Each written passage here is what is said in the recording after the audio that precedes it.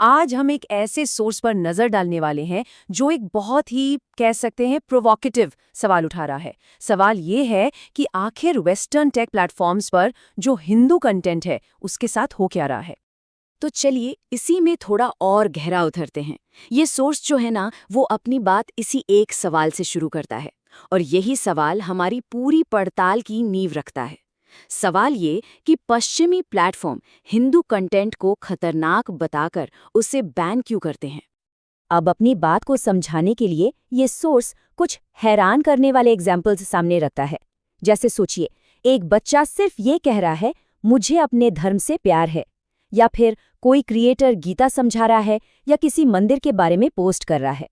Source का दावा है कि इस तरह के सीधे सादे कंटेंट को भी फ्लैग किया जा रहा है। अच्छा, तो ये सब हो क्यों रहा है? सोर्स के मुताबिक इसकी जड़ एक बहुत ही बुनियादी वैचारिक टकराव में है। मतलब हिंदू पहचान और जो वेस्टर्न प्लेटफॉर्म्स के सोचने का ढांचा है वो आपस में मेल नहीं खाते। और इस टकराव को समझाने के लिए ये सोर्स एक सीधी सीधी तुलना करता है कि प्लेटफॉर्म्स कथित तौर पर कैसे रिएक्ट करते हैं। देखिए, इसके मुताबिक अगर कोई कहता है मैं ईसाई हूं या मैं मुसलमान हूं तो वो नॉर्मल है, प्रोटेक्टेड है।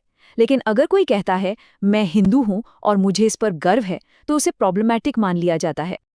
अब ये जो धारणा है इसके पीछे सोर्स एक कॉन्सेप्ट की बात करता है जिसे वो मेजॉरिटेरियन प्रिविलेज या बहुसंख्यक विशेषाधिकार कहता है। इसका तर्क ये है कि क्योंकि भारत में हिंदू मेजॉरिटी में है तो बस ये मान लिया जाता है कि वो कभी पीड़ित हो ही नहीं सकते और उनके ऐतिहासिक दर्द की कोई वैल्यू नहीं है। उनकी चिंताओं को इसी आधार पर खारिज कर दिया जाता है। सोर्स इस सोच को सीधे सीधे औपनिवेशिक यानी कॉलोनियल दौर की मानसिकता से जोड़ता है। उस जमाने की एक सोच थी ना कि अगर लोकल लोगों को कंट्रोल करना है तो उनके भगवानों का मजाक उड़ाओ। दावा यह है कि बस वही चीज अब डिजिटल दुनिया में हो रही है। तो ये तो हुई वैचारिक बात। अब चलिए आगे बढ़ते हैं और देखते हैं कि ये सब असल में होता कैसे है। मतलब इसके पीछे का मैकेनिज्म क्या है। सोर्स अब कंटेंट मॉडरेशन की जो पॉलिसीज बनती हैं और जिस तरह से वो लागू होती हैं उसकी पड़ताल करता है। इस दलील के हिसाब से ये सब एक खास प्रक्रिया के तहत होता है जिससे पक्षपाती नतीजे निकलती हैं। देखिए, सोर्स एक तरह का स्टेप बाय स्टेप ब्रेकडाउन देता है। पहले हिंदू विरोधी लॉबीज रिपोर्ट्स लिखती हैं, फिर यूएस और यूके में बैठी पॉलिसी टीम्स इन्हीं रिपोर्ट्स को देखती हैं और फिर इसी नैरेटिव के आधार पर कंटेंट पॉलिसीज बना दी जाती हैं, जिसके बाद हिंदू कंटेंट को फ्लैग करके हटा दिया जाता है। और ये जो डबल स्टैंडर्ड है ये टेबल उसे बिल्कुल साफ साफ दिखाता है। सोर्स के मुताबिक यही तो समस्या की असली जड़ है। मतलब देखिए, अगर कोई हिंदू क्रिएटर मंदिर विध्वंस का इतिहास बताए तो उसे हेट स्पीच कह दिया जाता है, लेकिन अगर कोई हिंदू विरोधी मीम या अपमानजनक बात हो तो उसे अभिव्यक्ति की स्वतंत्रता कहकर प्रोटेक्ट कर लिया जाता है। दलील यही है कि एक ही मुद्दे पर बात करने के दो अलग अलग नियम हैं। इसमें एक और बड़ी भूमिका निभाई जाती है फैक्ट चेकर्स की। सोर्स का दावा है कि ये जो फैक्ट चेकर्स हैं जिन्हें अक्सर पश्चिमी संस्थाओं से फंडिंग मिलती है, वो खुद मानते हैं कि हिंदू ग्रंथ नकली हैं और फिर यही लोग ऐतिहासिक पोस्ट्स को गलत जानकारी बताकर फ्लैग कर देते हैं। तो ठीक है, विचारधारा पक्षपाती है, सिस्टम भी पक्षपाती है, जैसा कि सोर्स कह रहा है। पर सवाल ये उठता है कि इसके पीछे का मकसद क्या है। मतलब असली मोटिवेशन क्या है। चलिए अब सोर्स के विश्लेषण के अगले हिस्से में चलते हैं। सोर्स के मुताबिक पहला मोटिवेशन है आर्थिक। दलील ये है कि एक गौरवान्वित एक प्राउड हिंदू एक आर्थिक खतरा है। क्यों? क्योंकि वो पश्चिमी विचारधाराओं से आसानी से प्रभावित नहीं होगा। वो उन ब्रांड्स को फॉलो नहीं करेगा जो उसकी परंपराओं का मजाक उड़ाते हैं। मतलब वो सिर्फ एक कंज्यूमर नहीं बल्कि एक विचारक बन जाता है। यहाँ पर एक और बहुत दिलचस्प बात कही गई है।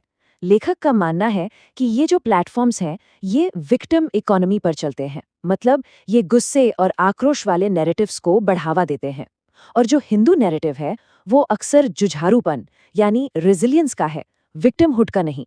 तो वो इस मॉडल में फिट ही नहीं बैठता और इसीलिए उसे दबा दिया जाता है। और आखिरकार सोर्स का तर्क ये है कि ये सब ग्लोबल नैरेटिव पर कंट्रोल बनाए रखने के लिए किया जा रहा है। वेदांता या अयोध्या के असली इतिहास जैसे टॉपिक्स पर बात को चुप करा दो ताकि दुनिया भर में जो एक पश्चिमी सोच का दबदबा है वो बना रहे। लेकिन ये सोच अपनी बात किसी निराशा पर खत्म नहीं करता, बल्कि ये मौजूदा हालात का एनालिसिस करके एक उभरती हुई आवाज की बात करता है और एक तरह से एक कॉल टू एक्शन भी देता है। और देखिए, ये बात फिर से इस तुलना में साफ दिखती है। अगर कोई हिंदू क्रिएटर कहे हमें अपने धर्म की रक्षा करनी चाहिए, तो उसे कहा जाता है तुम नफरत फैला रहे हो। वहीं दूसरी तरफ अगर कोई ब्राह्मण राक्षस है जैसी बात कहे, तो उसे अभिव्यक्ति की स्वतंत्रता मान लिया जाता है। ये सोर्स के हिसाब से भाषा का दोहरा इस्तेमाल है।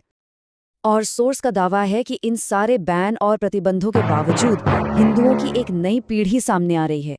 वो अपना इतिहास शेयर कर रही हैं, झूठे नैरेटिव्स को चुनौती दे रही है, और असल में यही वो चीज़ है जो इस सिस्टम को सबसे ज़्यादा डराती है।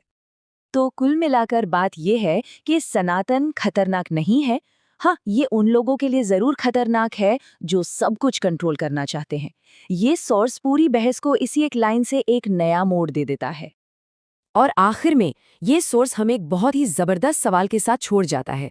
हम वो सभ्यता हैं जो 1000 साल के हमलों के बाद भी बची रही। क्या सच में लगता है कि एक हैशटैग हमें तोड़ सकता है? ये सवाल अपने आप में ही इस सोर्स के पूरे संदेश को बयां कर देता है।